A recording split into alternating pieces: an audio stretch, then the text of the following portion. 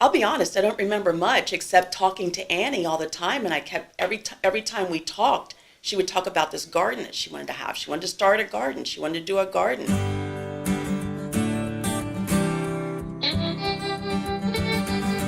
5 years ago, I thought Lincoln Charter School should have a garden, so I built one. I'm thinking that it's actually really nice for them to actually try to make a garden and a farm in the city because there's not so many of those around. My daddy was a farmer. Mama was a farmer, his wife. And by the time that I turned 10 years old, I knew the farmer's life. I was the first kindergarten with the Hope Street Garden, and I just loved it. Milk the goats and feed the hens. First, when I was in kindergarten, I remember it was kind of small, and I remember it was cool to see how there was many plants there and how everything worked. I just remember that it was all about providing food for a community that otherwise was challenged when it came to being able to access healthy, good food. The first time I saw it, it was nice and beautiful, and it still is. It was nice and beautiful. We had big bins for stuff. We had no pavilion. We had no trees. We had none of that. And as we started to go there more often and begin to rebuild, and they put a pavilion up, and they started putting trees. I was really impressed with all the people that we had talked about then, the RDA, and really what the RDA has done with all these properties, what we did with the partnerships with Stewart and Tate, and just to hear their version of it. Ms. Johnson, how can you say no to Annie? And before I knew it, I had said yes. So we committed to providing the concrete slab, and like all general contractors, we have a lot of partners that helped us. We're a family-owned business, and the company was founded in the 1930s right here in York.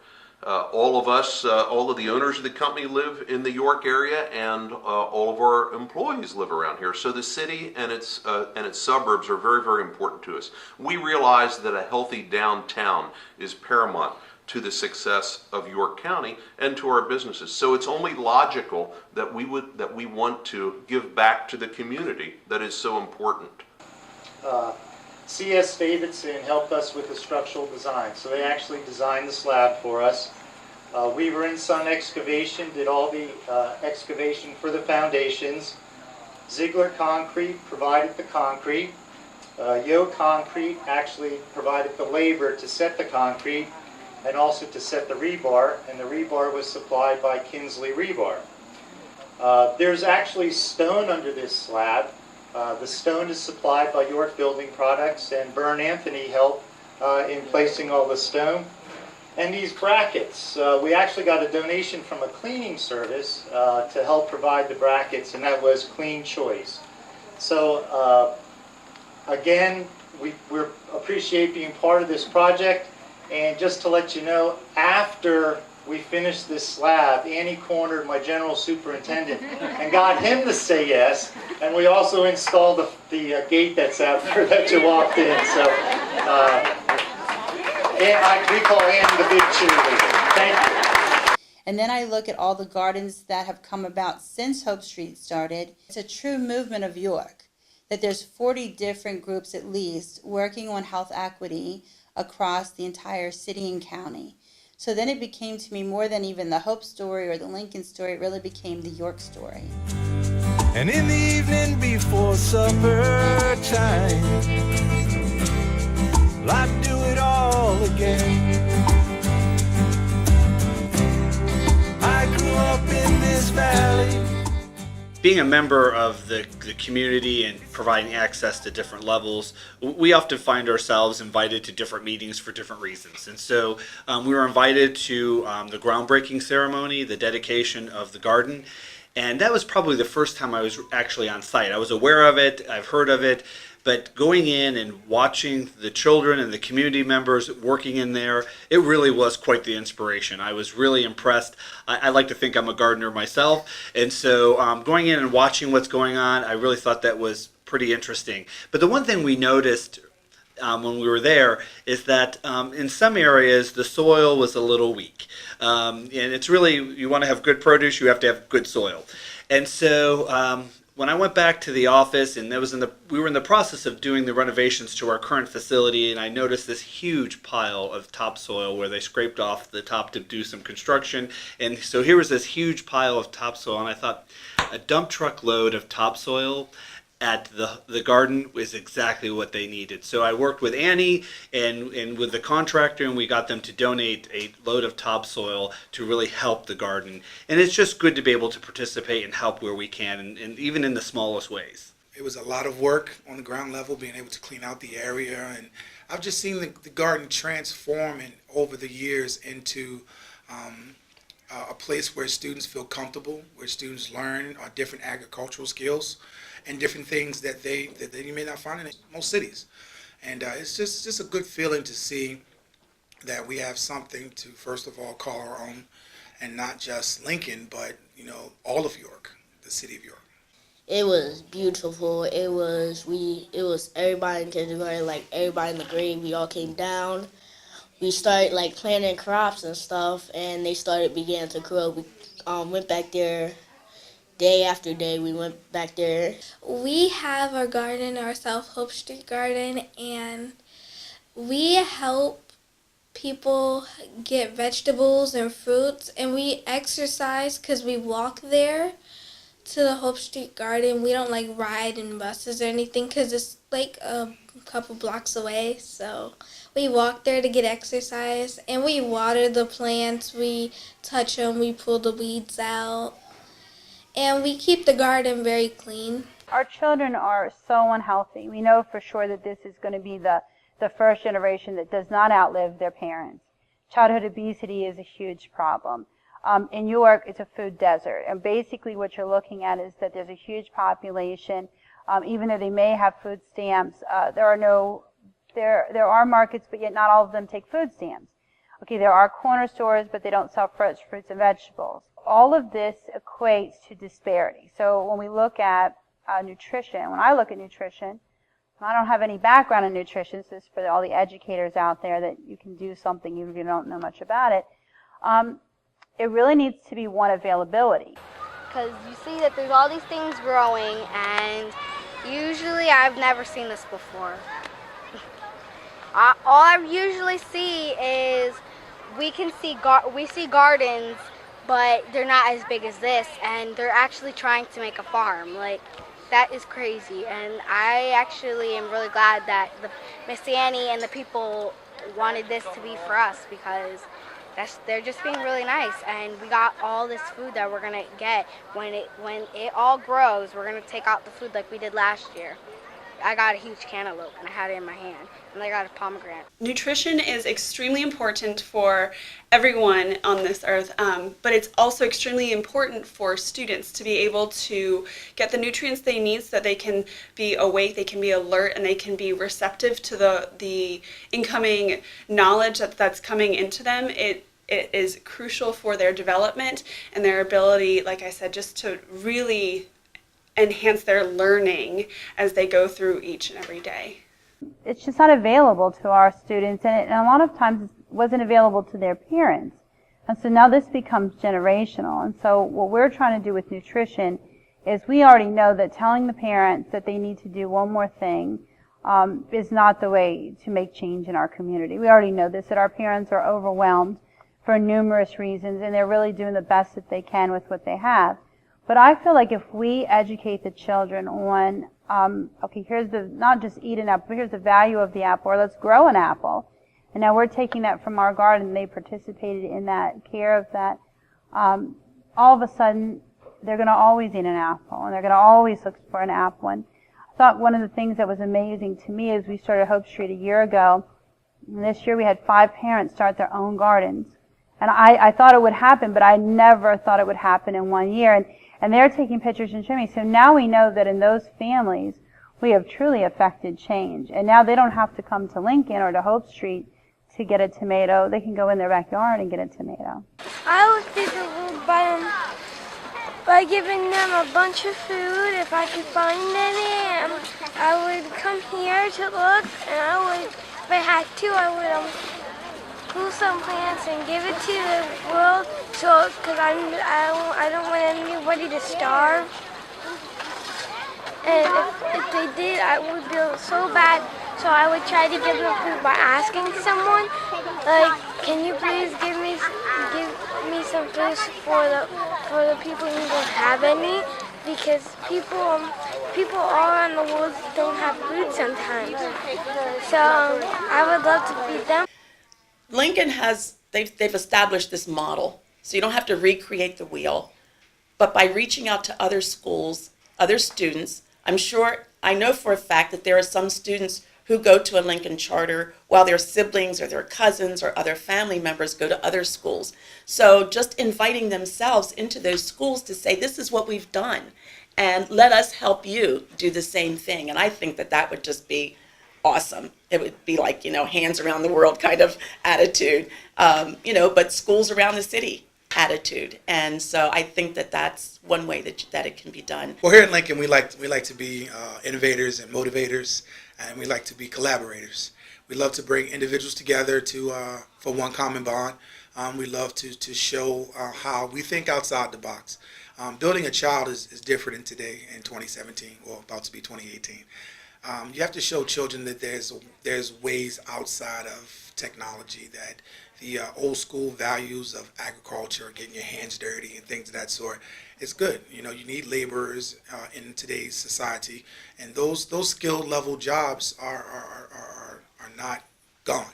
And we need individuals to do those type of jobs. And it's a lot of science, a lot of mathematics that goes into these things. So what we do here at Lincoln, we try to make that collaboration and show the scaffolding between how mathematics, science, and technology can be transformed into agriculture. I think we have a national model for health equity. And if we could apply this same thinking, the same principles of clear messaging and partnership to any of the other problems that we have in York, I think we'd have some similar results, which would make a huge difference. My name is Annalisa Gomarak, and I also go by Crazy Garden Lady. Enthusiastic garden person. It all works, and I love York. This is a big bucket we cut holes in, and normally I have like little plants coming out the side. And worms live in here, okay? We need worms to move around and to break up the soil. It was so cool just to see that in the middle of the city, where you don't expect that, where you expect buildings, concrete, trash, and you see this beautiful garden that people are going to be able to come in, sit, enjoy the sunshine, and see something they don't see every day. What's that? Do they have it? Yeah, I think they do. We'll ask Miss Annalisa. This is a great location for both the two-legged and the four-legged variety of York resident. We have beautiful trees that give us beautiful shade, especially on those hot summer days. So if it rains and you get caught in the rain, you have a nice place to shelter under. We have benches throughout the area so you can take a nice break and just relax. The future of the Royal Square Gardens is going to function as an educational location for youth and adults to learn about gardening, practice urban renewal, and learn how to set up a fully functioning, low maintenance food production area. A green school is a school that is open to nature and that has like gardens to go to for field trips. A green school is any school that promotes health and wellness for their students, staff, and parents. So it could be gardens at the school, it could be availability of food access, the type of food that's given, and in addition to that, cost savings like certain energy lights, low flow toilets, things like that. A green school is a school that provides exercise, healthy foods, and promotes gardening. To be honest, I don't really know what a green school is, but to say this is what I think it is. A school where people garden and learn about nature. I believe a green school is where they love gardening, they talk about gardening, they talk about plants, they see how plants grow. Well, they're basically just studying on plants. Lincoln Charter School is working to be a full green school. So we have implemented a garden. We've done a lot of work around food access and the type of food that we're eating. We do have a lot of cost-saving measures in the design of the building. The last part that we really need is to really put the same energy into equity into our staff that we've put into our students and parents. Lincoln Charter is a great model of the way that they have partnered with numerous organizations, the city itself, numerous residents throughout the city. It has absolutely enhanced the way that they are able to care for their kids, have the kids learn and grow. And a beautiful example of that is Hope Street Garden, in the way that they've been able to partner with various, not only businesses and organizations, but just the residents themselves, to be able to make that connection, to be able to get to know them. And you see it when they do their walk to school day and bike to school day. Residents are out because they know that they can expect them to parade around, and they get excited about it because they know what's going on with the school. And it's a great way when they can collaborate together. We got the tools so we can plant some more crops. So each group, they had a certain amount of crops. Somebody had tomatoes. This was like for all grades. They had tomatoes, peas, all this stuff. One tool, I remember it was my favorite tool out of all of them. It was like a rake, but for a garden. So you took the rake. You went down the lines with them, so you can plant your crops inside of the long holes you had. And you put them in there, and they began to grow, and the process kept repeating until winter. Mama needed we'd run errands to the store at Old Man Shives. Well, he'd sell her goods on credit and slipped us penny candy on the side. And most days we'd walk to Glen Rock, be it sun or wind or rain. The school is really the foundation for our community. And so the more we partner together, the more we work together, the stronger our community is. We're building our future leaders when we work with them. It helps them see that there's more to life than just what's in their block, right? So if we can work together, we're able to expand their horizons and improve the overall York community. And you're beginning to see those changes. I mean, there's real change that's occurring because of small little efforts built on top of each other create this great community. Hope Street Garden. I see plants with heart-shaped leaves. I hear people talking. I smell flowers. I feel soft leaves. I taste green beans.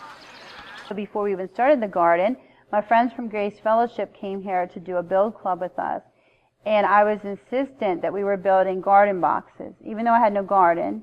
And I had no idea what I was going to do with them, and I didn't do anything with them for almost a year, that they sat here with nothing. But sometimes we get those moments that something, we just know we have to have something. And I would encourage people, especially leaders, to listen to those moments. For me, it was building garden boxes that eventually became something very important at Hope Street and actually shows all of our partners. Each partner has their own garden box. And so that was interesting, and all that came before we even had a garden. So we're going to plant them in these two raised beds. But guess what? Do you guys see this? Do you guys see these rocks? Yeah. Yeah?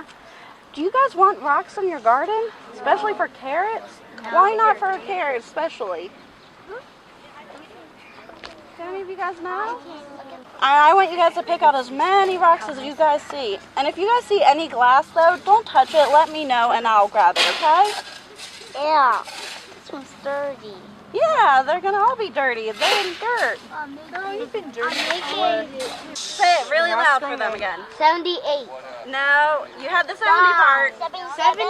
It's 75 days we have to wait before we can eat these carrots. That's a long time. I like carrots. I don't like carrots. Okay, fine. Anyway.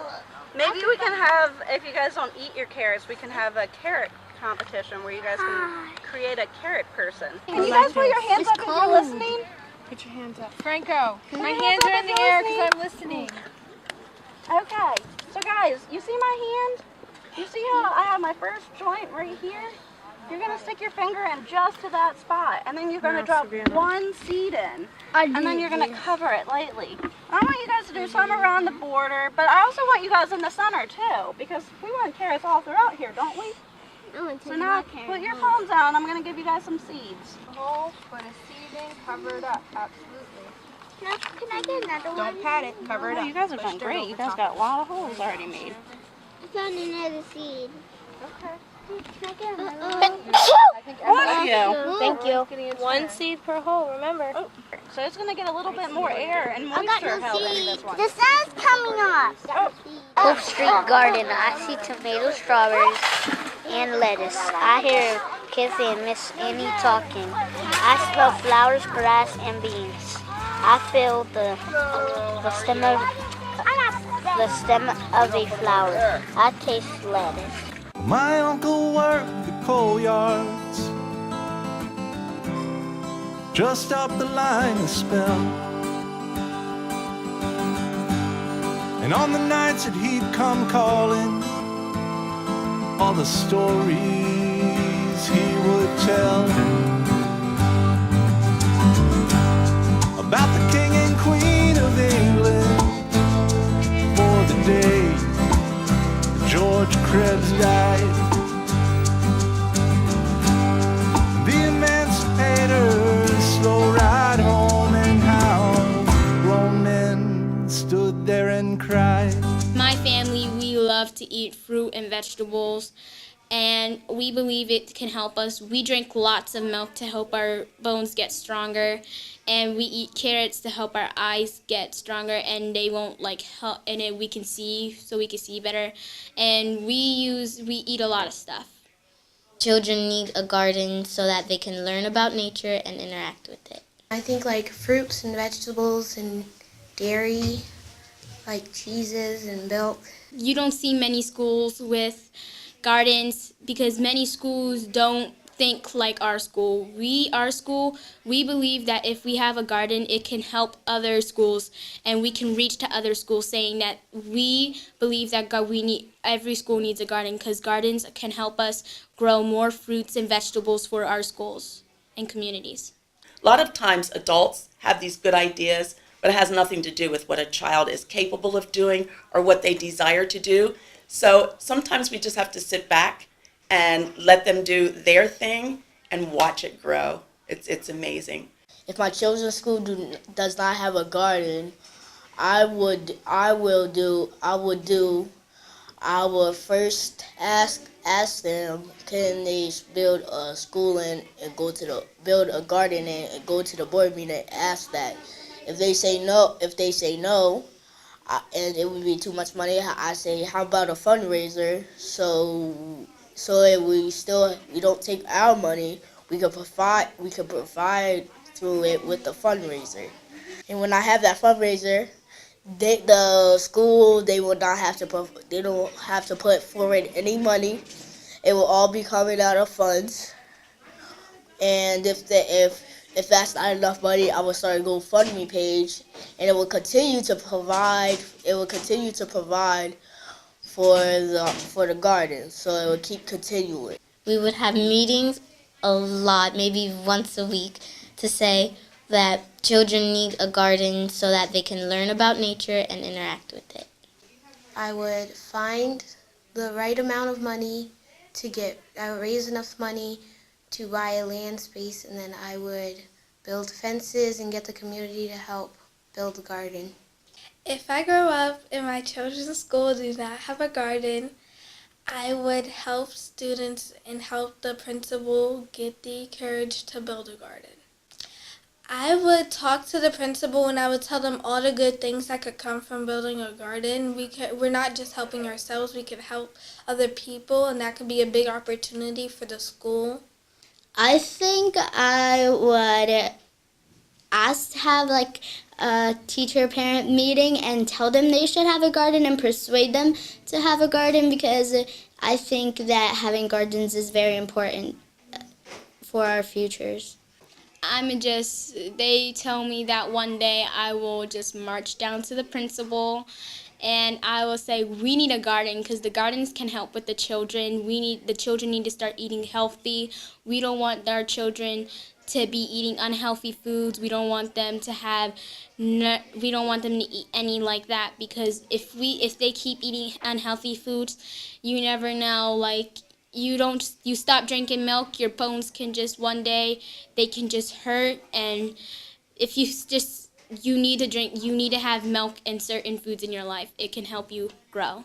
I believe Lincoln Charter School is a green school because we have our own garden called Hope Street Garden, and we believe it's a place where we can help our community become a healthy community, where we're able to have students, staff members, our principal, our vice principal, our parents in the community, the other children in the community that don't come to the school, where they can be healthy and live a healthy life.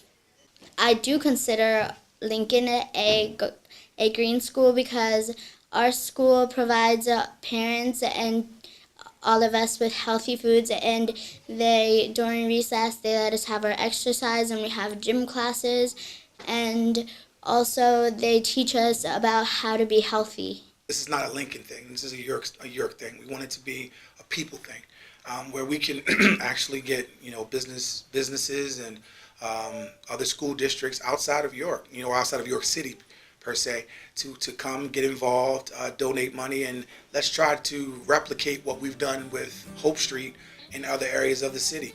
I heard that if you eat too much stuff that's not good for you, you may get diabetes. And healthy food is good for your heart and your whole body. It is very important to have a right food in your daily life, because if you keep eating fast food, it's going to make you not unhealthy. Like, drink water, it will keep you hydrated, and if you don't drink water, it will make you feel woozy and you will faint. And if we keep eating vegetables, our eyes will get stronger. If we keep eating carrots, and if we drink milk, our stones will get stronger. And I believe if we eat our vegetables, we will grow faster. We use different types of resources for food. A lot of the food actually comes from the federal government, which is great because we are a CP school, which means 100% of our students qualify for free lunch. And for that reason, we do get a lot of things from the federal government. In addition to that, we do try to use fresh farms in the area to do the farm to classroom. So we use that as well. In breakfast, they usually give us fruits. And at lunch, they give us an opportunity to get vegetables. And if we don't get a vegetable, we have to get a fruit.